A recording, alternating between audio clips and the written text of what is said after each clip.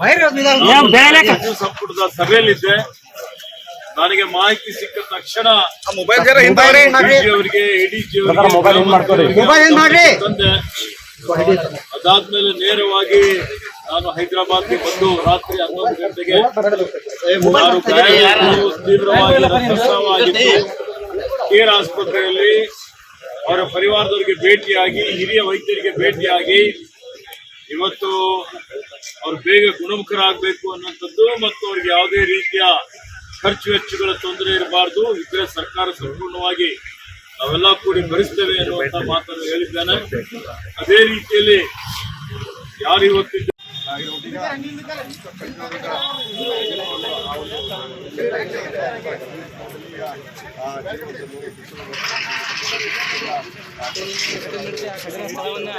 ಇಬ್ರು ಪರಿಶೀಲಿಸ್ತಾ ಇದ್ದಾರೆ.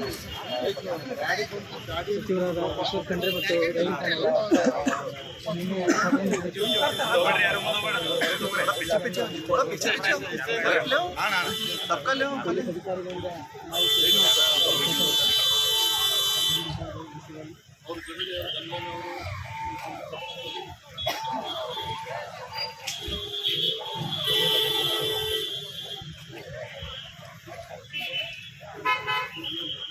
ಸರ್ ಇಲ್ಲೇ ಬಾಡಿ